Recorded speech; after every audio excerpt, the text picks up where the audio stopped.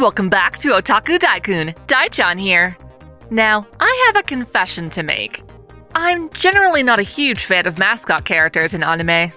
By that, I mean the little creature companions that usually accompany the more human characters in a cast. Most of the time, they talk too damn much and are really annoying, like Teddy in Persona 4. Others are just ugly and downright disgusting, like Danganronpa's Monokuma.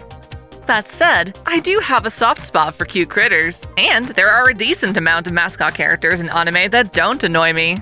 I asked y'all for suggestions. After looking through them and my own personal favorites, I've compiled a list of what I believe are the most adorable and genuinely endearing mascots to be found in anime. Let's celebrate the cuteness! To start off, I want to go with perhaps the most controversial pick, that being Kyubey from Madoka Magica. I say controversial because this cute little thing is a rather cruel and arguably wicked creature. Kyubey is a part of a race of emotionless aliens that aim to prevent the heat death of the universe. To do so, they harvest energy from magical girls and witches. Kyubey, looking all sweet and cat-like, grants girls wishes in exchange for them becoming magical girls. This seems fine, but the life of a magical girl is one of tragedy, as they will inevitably become consumed by negative emotions that transform them into witches. Without telling girls about this fate, Kyubey convinces them to become magical girls and harvests the energy produced when they use magic. While deceptive and cruel, this critter has no malicious intent, merely doing what it believes is the most efficient way to combat universal entropy. Still, you may feel inclined to strangle this varmint for causing so much suffering. It's like a monkey's paw, granting wishes with a dark catch. Still, it's also freaking adorable, so it makes the list. In contrast, who doesn't love man's best friend? I love dogs! Black Hayate from Fullmetal Alchemist is a charming breed of Siberian Husky and Shiba Inu. There's absolutely no catch here. Hayate is a sweet doggo that was rescued from the rain and ultimately adopted by Riza Hawkeye. She's a no-nonsense owner, training the young pup into a reliable and obedient good boy. That said, I don't know if I agree with her methods. Sticking with best puppers, we can't possibly go without mentioning Ein from Cowboy Bebop. The quintessential corgi, Ein is a data dog, an experimental subject with high intelligence. Despite Spike Spiegel's disdain for dogs, Ein winds up residing aboard the Bebop as part of its crew, and while much of his intellect goes unrecognized, he still helps out on many occasions. He's been seen driving a car, answering the phone, talking to other animals, playing shogi, watching TV, and even hacking a computer database with his mind. I think it really says something when a single fictional pet can influence thousands of fans into adopting corgis of their own, myself included. Enough about dogs, let's talk about some fluffy kitties. Sailor Moon has not one, but two beloved cat companions. Luna and Artemis are advisors of Queen Serenity of the Moon Kingdom. After an attack from the Dark Kingdom, the Queen reincarnated her daughter, Princess Serenity, her husband, Prince Endymion, and the inner Sailor Guardians to live safely on Earth. Luna and Artemis were tasked with locating these reincarnations and are responsible for building the Guardians again from the ground up.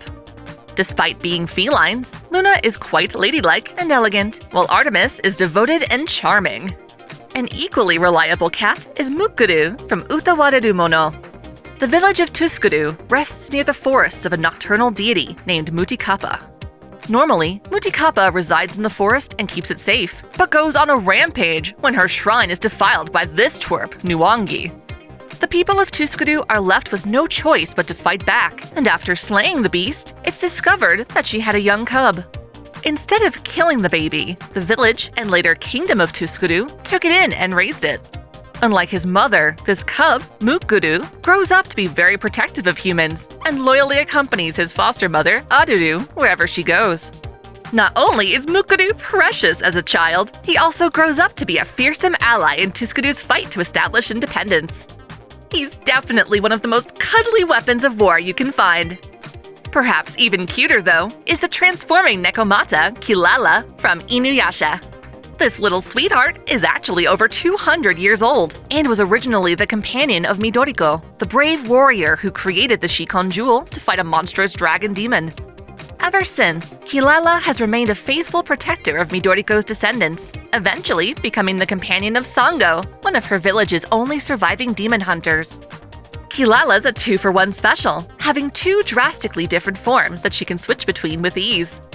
By default, she's a sweet little feline with 2 tails and a squeaky voice.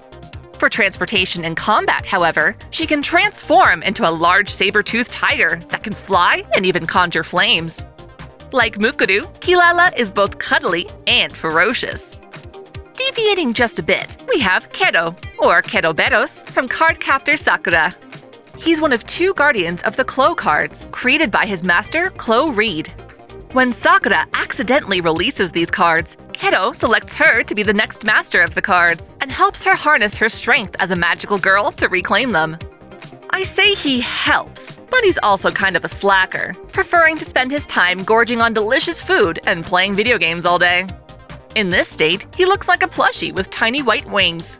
When he awakens his true form, however, he is a gallant and prideful lion. He's pretty cool like this, but I do have to admit that he makes this list for his spunky plush form. One creature I suppose we can also call a cat is the protective Puck from ReZero. Yet again, we've got a mascot with 2 forms, one being obviously cuter than the other. Puck is actually an artificial spirit made by Echidna, the Witch of Greed.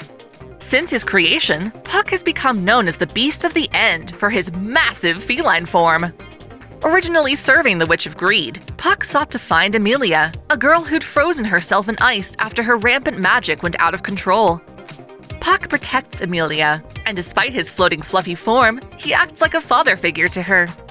He's generally upbeat and cheerful, but when it comes to Emilia's safety, he can become incredibly violent. He can be unhinged in his large form, but his small form just makes me want to smother him with affection. Moving on from cats to mice, I wish to recognize anime's ultimate mascot, Pikachu! When Game Freak created the original Pokémon games in Japan for the Game Boy, they gave players a choice between 3 starter Pokémon. When it came time for Pokémon's anime, however, they didn't want to alienate any of their players based on that choice, so they gave the character Satoshi, or Ash, a completely different Pokémon from the first-gen roster. This was Pikachu, an electric mouse with an initially stubborn attitude. Unlike the games, the anime was able to implement full voice acting, and when paired with his iconic voice, Pikachu became a legend. Alongside figures like Hello Kitty and Mickey Mouse, Pikachu is one of the world's most marketable figures, and deservedly so. He's just so friggin' cute! And because Pikachu is a type of Pokémon, that means there are many of them to be found in the wild. Getting more abstract, there's Teto, a feisty fox squirrel featured in Nazca, Valley of the Wind. Totoro could totally count for this list, but whereas he's large and quirky, Teto is pint-sized.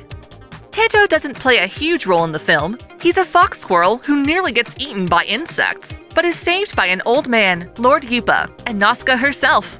Initially, Teto is afraid, lashing out and even biting Nazca, but after realizing he's safe, he follows her wherever she goes.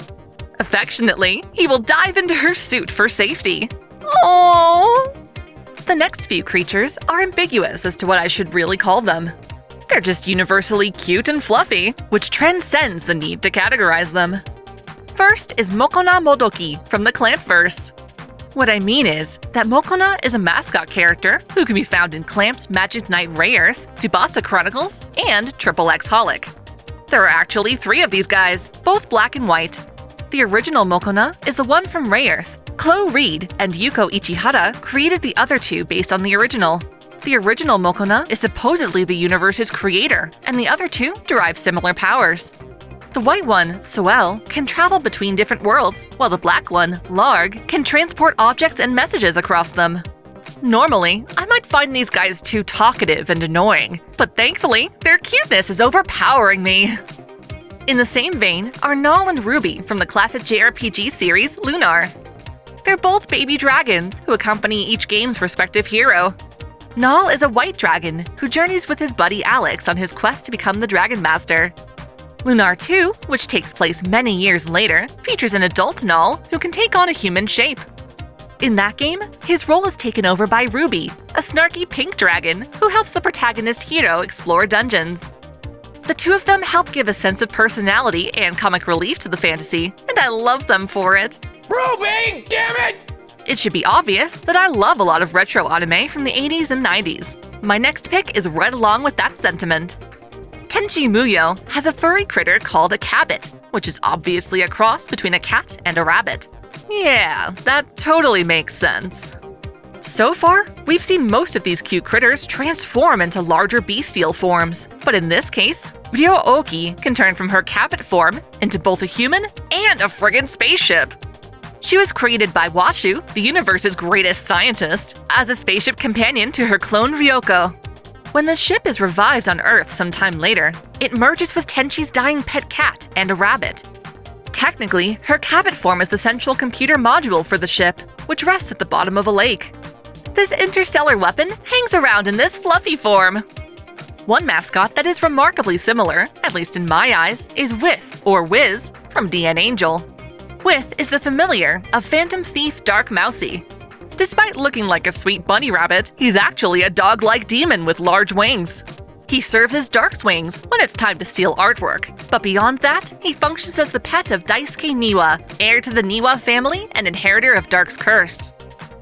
In the case of this video, I've decided to save the best for last. That's right, my all-time favorite anime mascot has to be the lovable Foe from Fate Grand Order. This fox-like puppy creature is deceptively one of the beasts of humanity, atrocities born from mankind's own darkness. Originally known as Cath Palug, Foe was tamed by the mage Merlin and set free to observe Chaldea. Taking an immediate liking to Mashu Kyrielite, Foe accompanies her, and later Ritsuka, on nearly all of their adventures.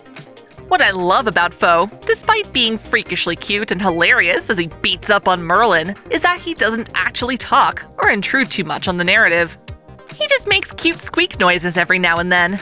As a beast, Foe has certain magical abilities that he can use in a bind. His greatest achievement, however, is using up most of his power he'd accumulated over the years to resurrect Mashu's body during the Solomon Singularity. As if being adorable weren't enough, he actually winds up saving a waifu. How cool is that?